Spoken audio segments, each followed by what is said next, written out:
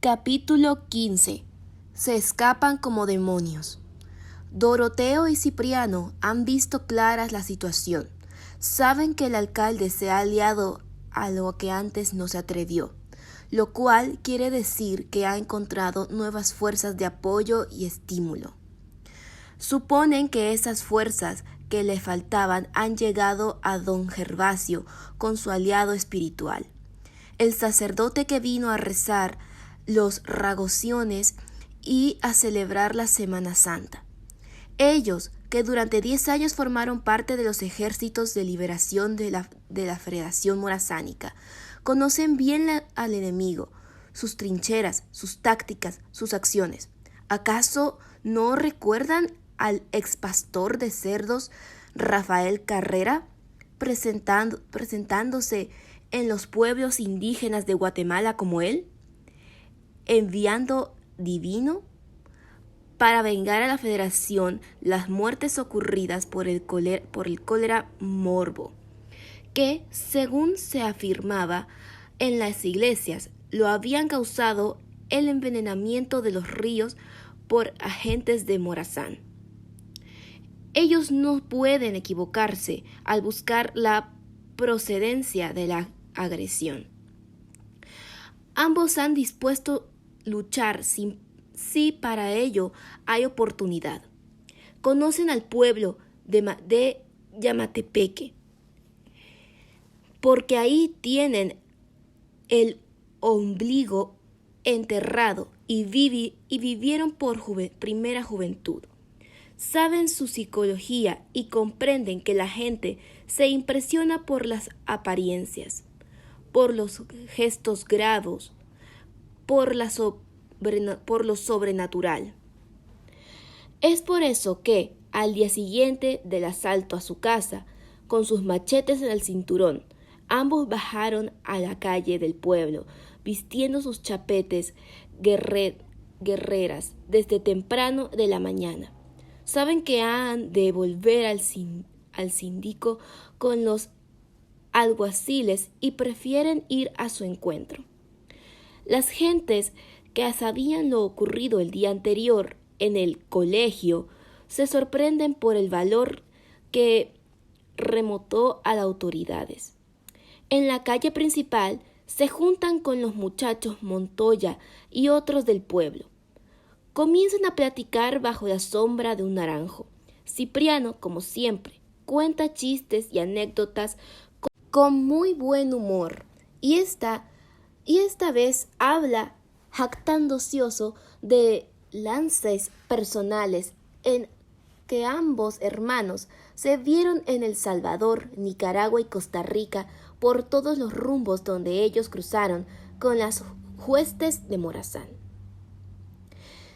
Los interlocutores van aumentando, hombres y muchachos, porque para todos los cuentos que andaban de boca en boca entre la gente del pueblo son acicantes a su curiosidad. Para los hipotes, los canos no son personajes de leyenda, fabulosos, y, como Cipriano era alegre y retozón, su compañía les resultaba grata. Siempre tenía un chascarrillo ameno y una broma para los muchachos de aguada fantasía. Una vez, dijo Cipriano, atendiendo a una alusión de Doroteo, miramos la muerte cara a cara.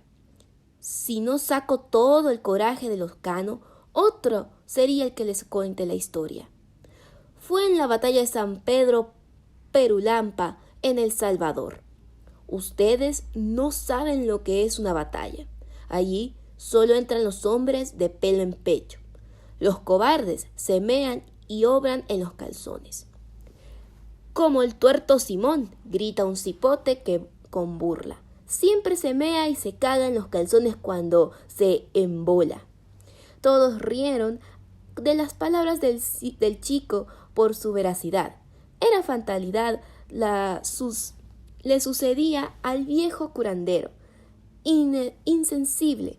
Su aparato digestivo lo traicionaba cuando se emborrachaba, dejándolo chorreando y hediendo. Pues la Las balas zumbaban, ¡zin! Por todos lados, retumbaban los disparos, como cuando se revientan carreras de bombas en el atrio. Pengen, pengen, pengen. Los soldados de infantería gritaban Dios, unión, libertad. Y enroquecíamos metándoles la madre a los enemigos. Sobre todo eso se oía el tarrín, tarrán, tarrán, tarrín de las cornetas de órdenes. La música de la banda casi no se escuchaba por el estruendo. Una humazón brutal se levantó y el olor a pólvora se metía en la sangre. Como también la sangre humana reventaba cuando les entraban las balas a los cristianos y quedaban con un grito mochando en la boca o lloraban en la agonía. A la gran chucha debe querer, huevón, entre una batalla. Huevón, pero pesados, afirmó Cipriano, acompañado a sus palabras con un gesto superlativo. Hasta los más valientes temblábamos al comenzar la pelea. El único que no temblaba, el que nunca temblaba, era mi general, Morazán. Ante aquel nombre, unos sujetos se persinaron, musitando el nombre de Cristo. Doroteo, al notarlo aquello, interviene. Mi general Francisco Morazán era un militar de honor y el hombre de más cabeza y honradez de toda Centroamérica. Es mentira que haya sido bandido ni ladrón. Nosotros lo conocimos y fuimos sus soldados. Así que yo pido a los amigos que cuando se miente a mi general, no hagan la señal de la cruz, porque entonces las cosas se van a poner mal. Él está muerto, pero aquí estamos nosotros, que somos sus sargentos. ¿Entendido? Callaron viéndose de unos a otros oblicuamente. Era una amenaza de Doroteo Cano. Cipriano continuó su narración. Pues sucedió que me mandaron con mi mano levantada a 5 soldados rasos a tomar una posición que no estaba mantado muchos soldados. Mi general Cabañas en persona nos escogió para ir a silenciar una pieza de artillería. Avanzamos por entre el monte, casi pegando la tierra, y los hubiéramos sorprendido por la retaguardia, como nos ordenaron, pero uno de los nuestros se descubrió, quizá del miedo. Y entonces nos penetraron a tiro limpio y boca de jarrón. Yo recibí un balazo en la pierna. ¿De veras? Yo no miento, compa. Y levantó el pantalón de manta, mostrando la pierna derecha, en cuyo músculo moreno había una cicatriz grande. Aquí me entró y acá me salió el plomazo. Fue de carabina. Todos querían ver la cicatriz y todos satisfechos su curiosidad. ¡Qué mamellazo, Dios me guarde! Era para morirse. Casi lo troza la pierna. Compa, preguntó un chico, ¿y no se murió del tiro? Vos sí que sos papo, dijo el otro cipote burlándose. Si se hubiera muerto, no estuviera aquí contando. No es con vos metido, replicó el primero. No se peleen por eso, aconsejó Cipriano. Oigan, callados. Así que fue que ahí, a tierra desangrándome, mi mano Doroteo y todos otros peleaban como leones abayotaron calada. Yo no podía hacer nada y me arrastré de entre un montecito, desangrándome. Los nuestros se retiraron un poco y yo me quedé en el campo enemigo. Un hombre altote con cara de fiera me descubrió, me apuntó con su fusil a la cabeza y disparó. ¡Pucha! ¡Qué bárbaro! Bárbaro y miedo. No me mató porque Dios es grande. Solo pude mover un poco la cabeza y el oído derecho se me llenó de la tierra que levantó la bala. Entonces Yo no sé de dónde me salió un coraje bruto. Con la pata quebrada salté y me agarré del hombre, que saltó el fusil y sacó el revólver. Se lo agarré con fuerza, de manera que apunté para arriba y para su propia cabeza. Y ¡pum! ¡Pum! ¡Pum!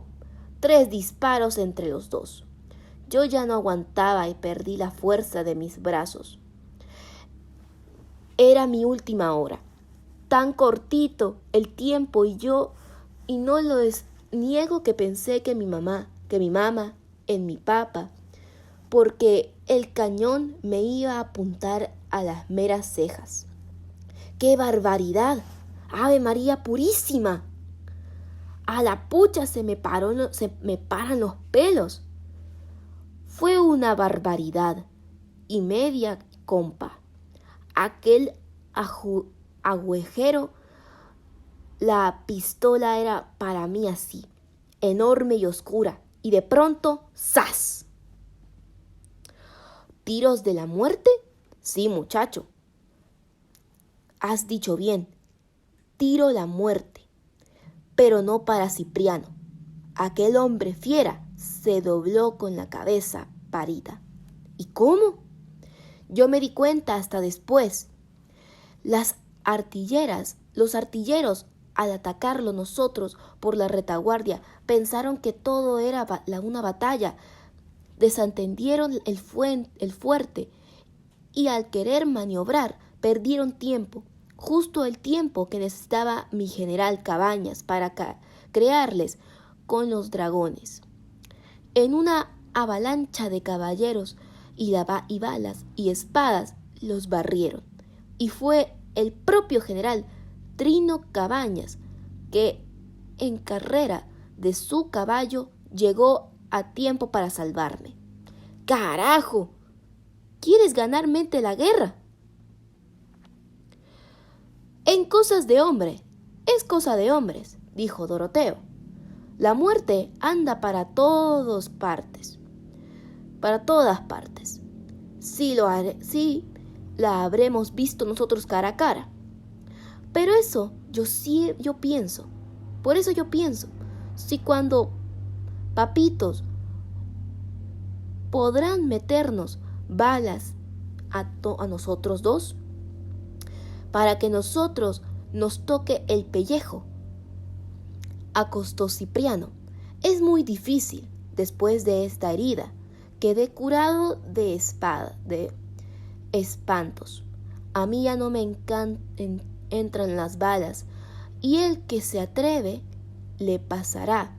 ¡Ay, ay, ay! Manitos, Cipriano y Doroteo, Cano, somos hombres a quienes nadie nos saca una gota de sangre, porque se muere fulminado sin saber ni a qué hora ni cómo. Los amigos de Cano aprobaron con sonrisas comprensivas y las otras, escuchándoles las baladronadas, creían que en verdad eran hombres superiores a quienes les protegía poderes ocultos. Por algo, las gentes decían que tenían relaciones con los demonios de Pencaligüe y el Cerro Malín. Los Cano tenían razón al decir que conocían a su gente. La impresionaba para que fuera a contarlos una exageración. En aquel momento, para aquellos hombres y para los cipotes, Doroteo y Cipriano eran la expresión máxima del coraje y del poder sobrehumano. Lucas se aproximó a Cipriano diciendo en voz baja: «Lárguense, compas. Viene la escolta a capturarlos. Le haremos la bulla mientras tanto». Cipriano y Doroteo se miraron comprensivamente, mientras Lucas retaba a los presentes a echar un pulso o una lucha para ver quién era más fuerte. Apartando a los compa Teo y Cipriano, que se venga cualquiera y si quieren con apuesta.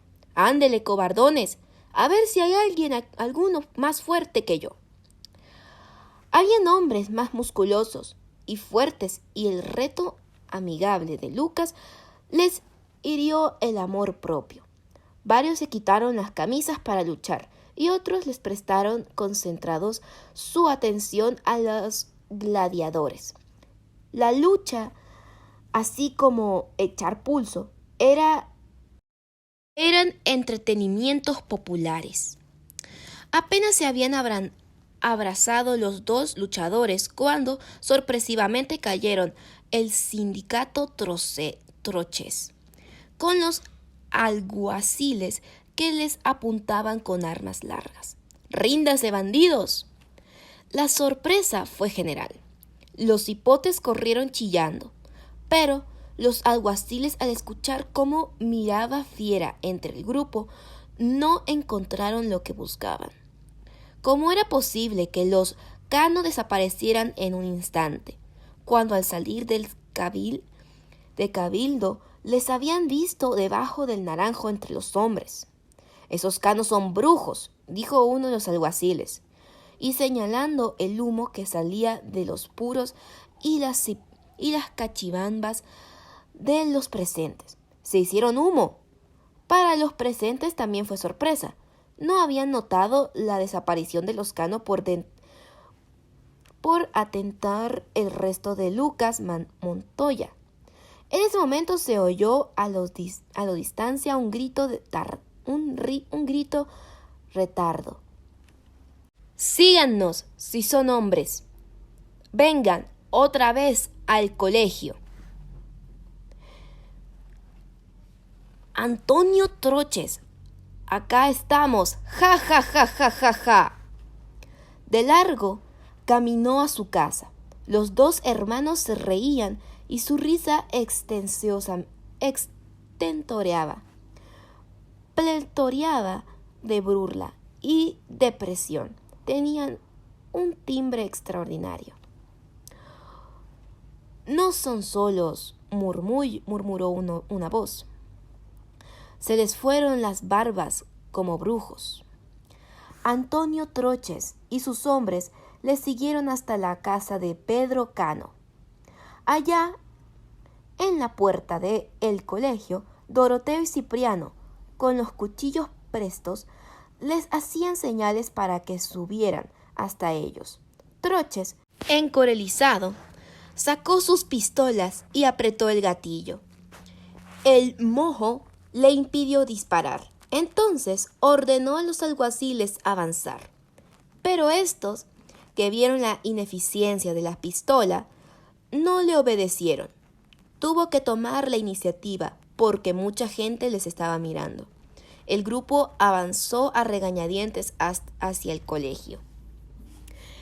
El grupo entró en la casa amenazadoramente, pensando encontrar a los hombres dentro de las puertas.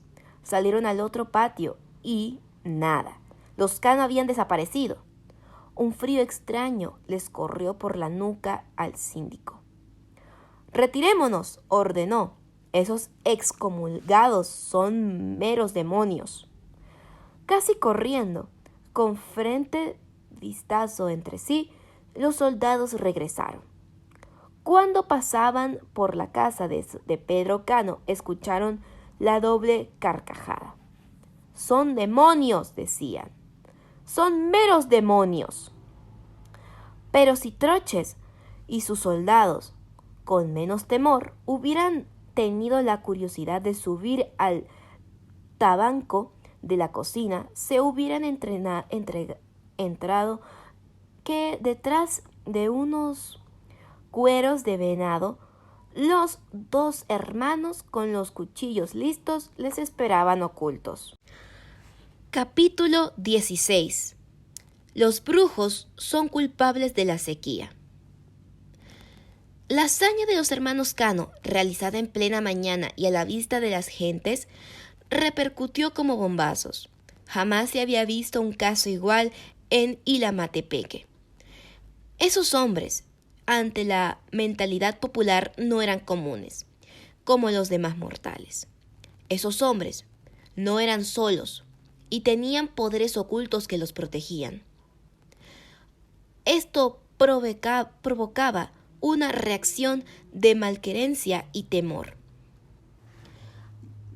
En el cabildo, don Gervasio se paseaba encolerizado. No capturar a los reprobos era agrandarlos ante el criterio del pueblo y ridiculizar a las fuerzas de la ley. El suceso era intolerable. Había que destruirlos ante todo el mundo. Pero, ¿cómo hacerlo? En su fuero interno, llegaban a creer que los Cano tenían pacto con el demonio. La única salvación estaba en el sacerdote.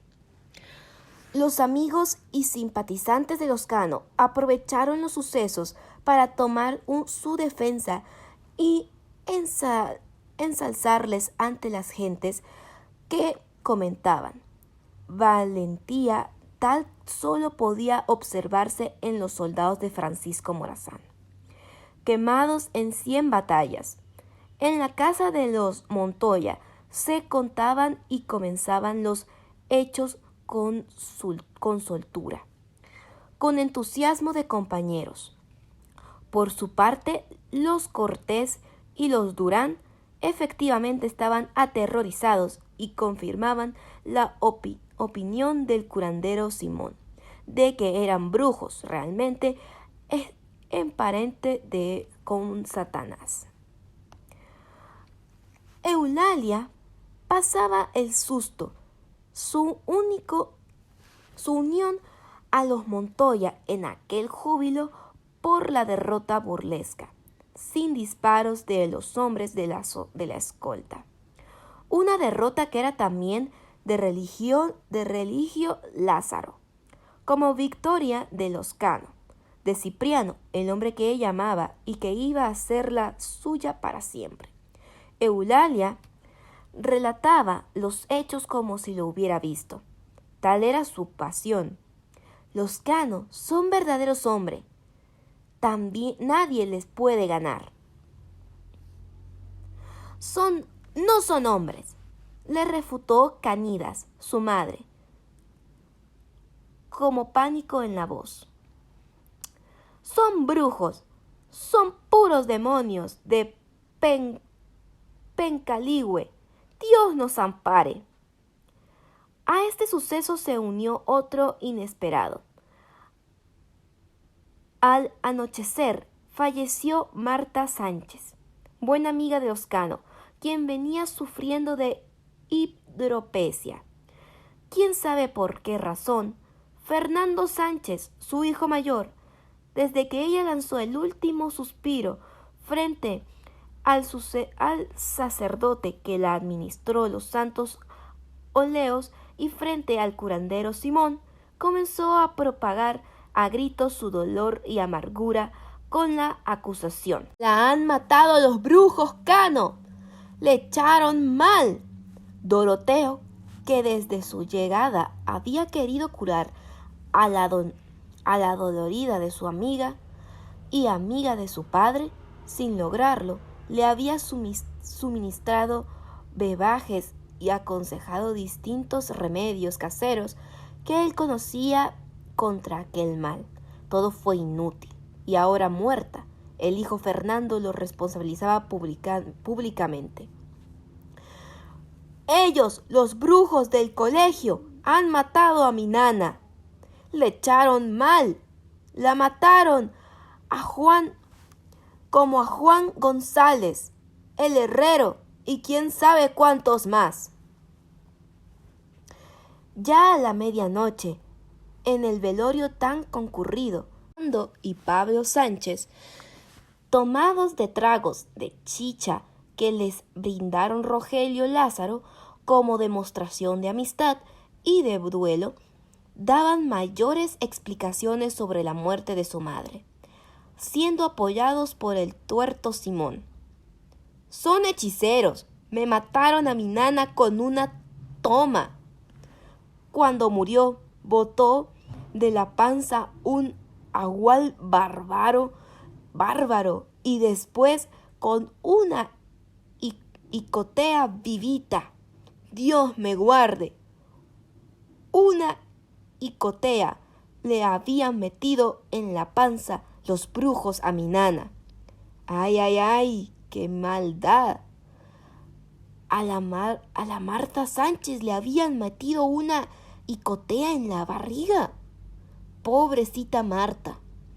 Y pensar que nunca les hizo ningún mal y los quería como a hijos. Así son los demonios. Pagan mal por bien. En el velorio se lloraba tanto como se bebía chicha y se rechazaba tratando de salvarle el alma a Marta Sánchez porque los Cano le habían vendido al demonio. De no haber estado a tanta cura en el pueblo, decía una vecina, los Cano hubieran entrado al diablo a Marta Sánchez en cuerpo y alma. Y dicen que la zamporan con icotea viva en la barriga. En verdad.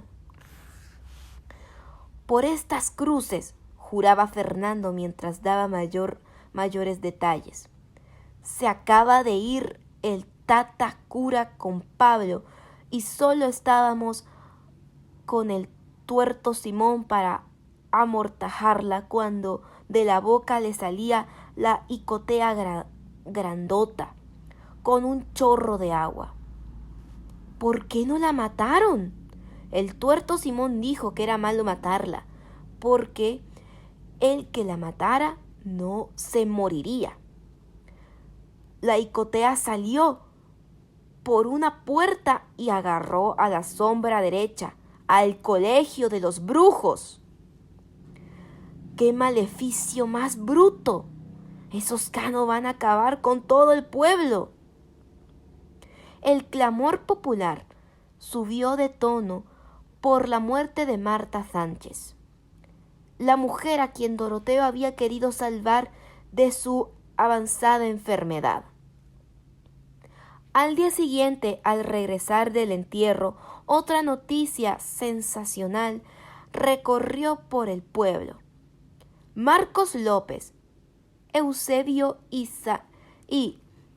Changal García tenían una gran rueda de personas frente a la iglesia, a la hora en que iba mucha gente al templo a rogar todavía por las lluvias.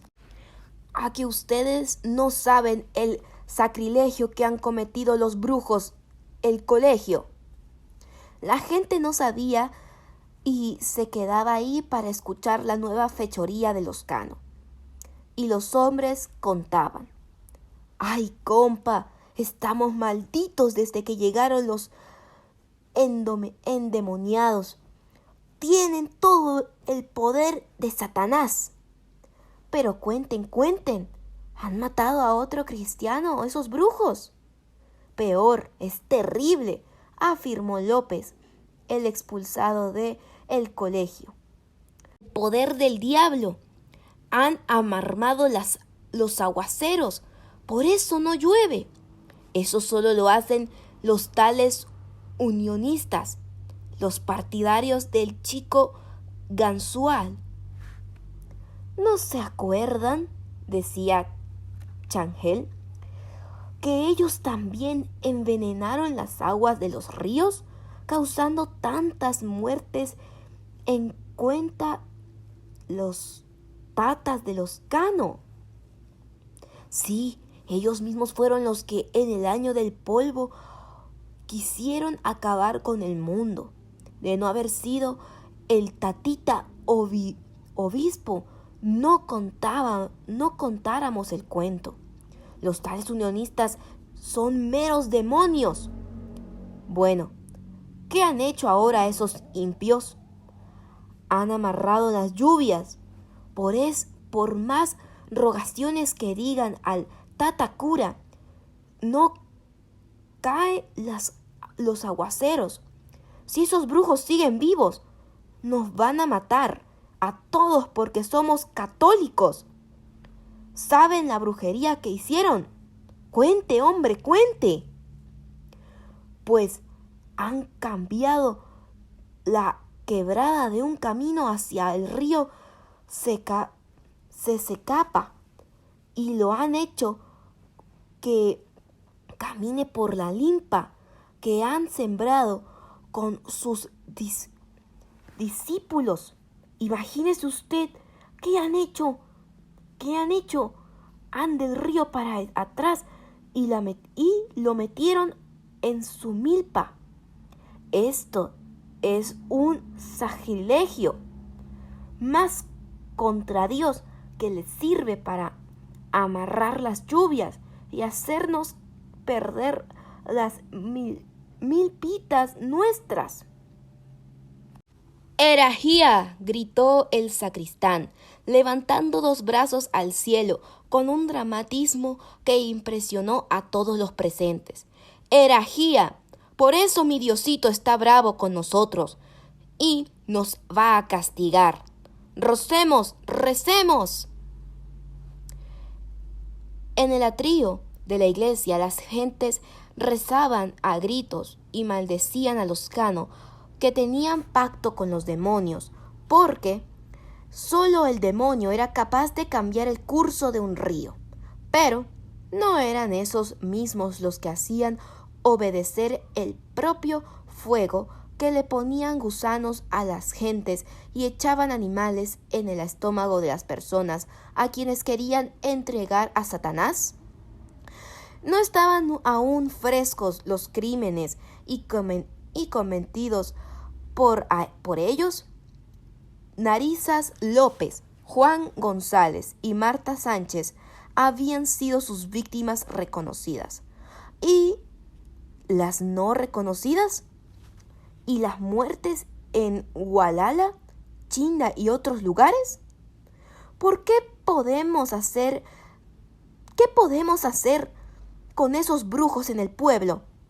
Caramba, si han amarrado las lluvias, ¿qué no podrán hacer esos hechiceros? Estamos en guardia. No permitiremos que continúen con sus fechorías contra la gente honrada. Debemos capturarlos y llevarlos a la picota. No, dijo la voz de Rogelio Lázaro, que se aproximaba. Eso no es castigo, son brujos y se evadirán de las pistolas y de la cárcel. Los amigos de los exsoldados andaban muy indignados por aquellas campañas.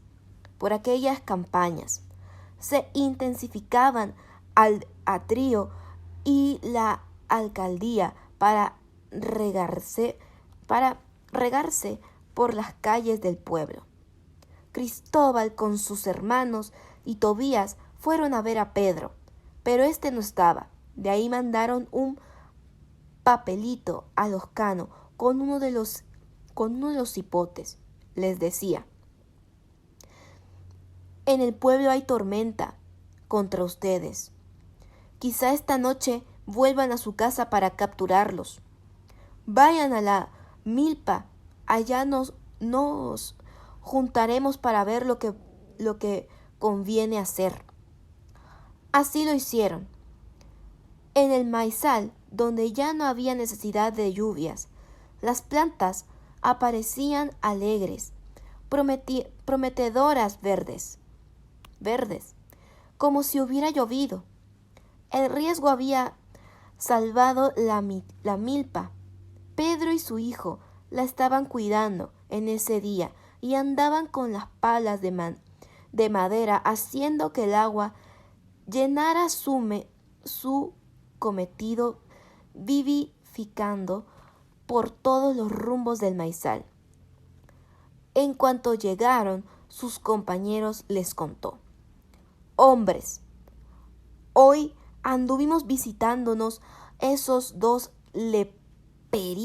leperitos, Robó Chopites, el Chevo y Marcos. No me la hicieron buena. ¿Quién sabe en qué andaban? Porque se escucharon cuando nos vieron. ¿En qué andarían? Aconeando, primo. A lo mejor se la traía contra la sequía, porque allá andan hablando con un salto de cosas. Dicen que hemos amarrado las lluvias y por eso no llueve. Ah, Pedro Cano se inquietó. Conocía a su gente. Esas son cosas del Tata Cura y de Antepotán López. ¡Jum! Muchachos, tenemos que andar con pies de plomo. Esta gente es bruta, por los cuentos contados. Son pies de pluma, debería decir. Ahora Antonio, Troches y el Rogelio se van a aprovechar. Y agachándose Doroteo hasta acariciar una pluma verdadera del maíz, encomió. ¿Está limpia la milpa, primo Pedro? Relinda. Vean qué cañas y cómo se han estirado estos 2 días. Lo que es la naturaleza. En cuanto les cayó el agua, se revivieron de un golpe. Nada es más hermoso que la vida, primo, hasta en las plantas. Así es, dijo Pedro, mastiendo su tabaco. La vida, sea como sea, es buena y hermosa como novia cuando se le haya estado, concluyó Doroteo. Recibidos todos la fuerza de la milpa bajo un matazona, conversaron. Lo interesante era que los Cano se resguardaban, que permanecieran ocultos por mientras pasaba Semana Santa. Todos creían que si ahora se les ocultaba con tanta seña, era por la influencia del sacerdote. Convenía esconderse mientras estuviera en el pueblo para salir después. Si el don Gervasio y don Antonio no se atrevieran a capturarlos. Todos estuvieron de acuerdo en las tesis de Cristóbal Montoya. Estaba claro que para ellos que el enemigo peligroso que era el sacerdote. Conociendo a todo el departamento por sus sermones, incendiaron contra la Federación y en contra del general Morazán. Y sabían hacimientos que su poder entre los pueblos indígenas se basaba en la ignorancia y en el fanatismo. Todo lo que contra ellos se trataba. Estaban seguros que provenía del Tata Cura, el de Ilamatepeque. La tormenta amairara y retornaría la normalidad. De ahora en adelante nos juntaremos aquí. Vamos a construir una troje. Es mejor que no nos vean en estos días de Semana Santa. ¿De acuerdo, mano? No lo que pasó con San José de Costa Rica cuando cayó mi general. ¿Se acuerda de los prisioneros fusilados en la calle? Cierto, mano. Y lo mismo sucedió en Guatemala cuando subió Raca al poder. Los indios de San Rosas, asusados por los curas, linchaban morazanistas en cualquier parte. Y lo peor, dijo Doroteo, es que todos son crímenes bárbaros. Los cometían los ignorantes en nombre de Cristo, de la Iglesia, como si nuestro Señor Jesucristo hubiera predicado el crimen. Eran bárbaros los curas asusando al plebe. Y yo, se levantó Pedro, que había creído que los tatacura eran santos. Hay algunos que son decentes, afirmó Cipriano, pero son raros. ¡Chitón!, gritó Serafín, sorprendido. Pongan oído, se oyen gritos en el monte. No eran gritos exactamente, era una especie de canto de tentanía que iba incrementando por la placidez de la compañía, tinta de crepúsculo. Son rogaciones, dijo Doroteo. El canto se percibió claro por el camino del pueblo. Luego aparecieron las primeras gentes, llevando las estandartes de las congregaciones religiosas y a San Cristóbal en su andaz. Seguían una muchedumbre que entraba en la milpa. Loscano y sus compañeros se escondieron en el monte con presteza, observando sin comprender aquella acción. Iban guiados por el alcalde, don Gervasio Lázaro, y por el sacristán, Chalgel García. Y vieron entonces cómo aquella muchedumbre de fanáticos estaban en la verdadera milpa con una plaga de chapulín, destruyendo el maizal con una hazaña increíble. Cantando las letanías, arrancaban o pisoteaban las plantitas, cayendo así destruidas, un maleficio que afectó a la población. Fue un acto fantástico, de satanismo.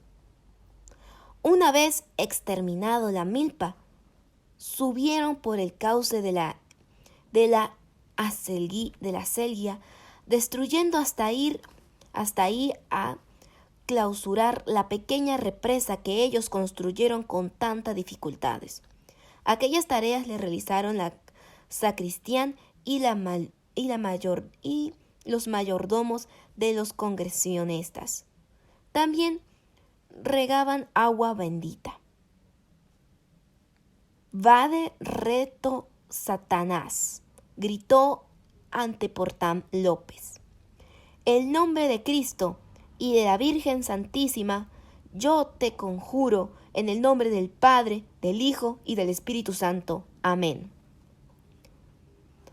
Los humildes trabajadores, escondidos entre las altas malezas, presenciaron aquel acto de fe con lágrimas en los ojos. Lágrimas de indignación, de tormento, de tristeza. Los hermanos Cano nunca habían llorado con tanta impotencia como en ese atardecer.